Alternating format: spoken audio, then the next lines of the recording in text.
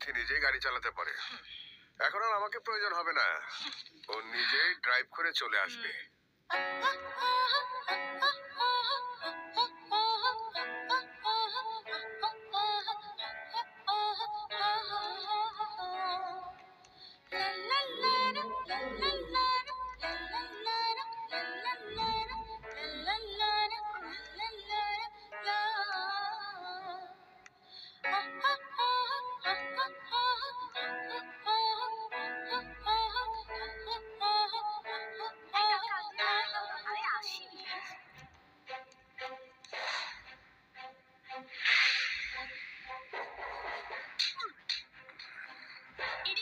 একটা মেয়ের সাথে কিভাবে আচরণ করতে হয় তা তোদের কেউ শেখায়নি?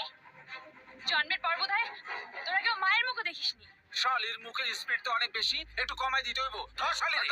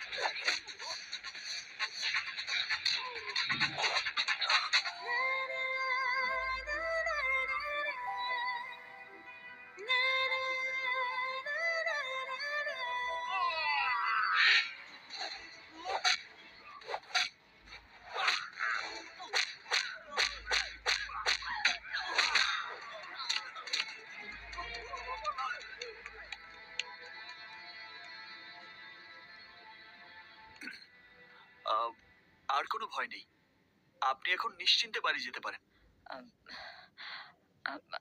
আমি একা যাব, আমার খুব ভয় করছে। ঠিক আছে, চলুন আমি আপনাকে বাড়ি পৌঁছে দিই। থ্যাংক ইউ, চলুন। উঠুন।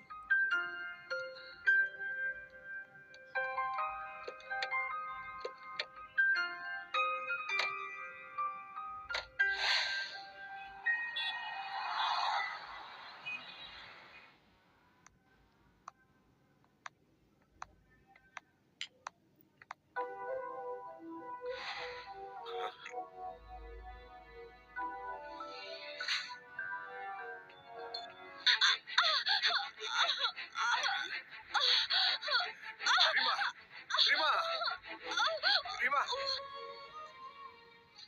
মিথি, কি হয়েছে তোর? হ্যাঁ, তোকে এমন দেখাচ্ছে কেন? এই ছেলেটিকে, ওকে তো চিনলাম না। আব্বু, কলেজ গেটে কতগুলো বখাটে আমাকে ডিস্টার্ব করছিল। ইনি কোথা থেকে ধূমকেতুর মতো উড়ে এসে ওদের হাত থেকে আমাকে রক্ষা করলেন। কি বলছিস তুই? ওর কাছে তো আমরা ঋণী হয়ে গেলাম। শর্ট আন্টির আঙ্কেল, বলটা আমি মেরেছি, আমাকে ক্ষমা করে দিন। আচ্ছা ঠিক আছে, ঠিক আছে, চালানোর দরকার নেই।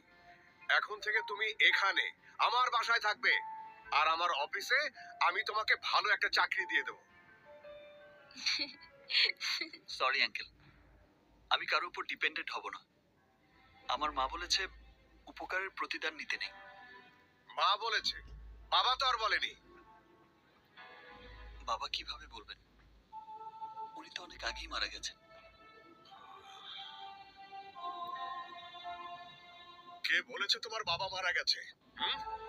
বাবার জায়গায় দাঁড়িয়ে আমি তোমাকে বলছি, আজ থেকে তুমি আমার কাছে থাকবে, আমার এখানে থাকবে, আমার অফিসে বসবে। হ্যাঁ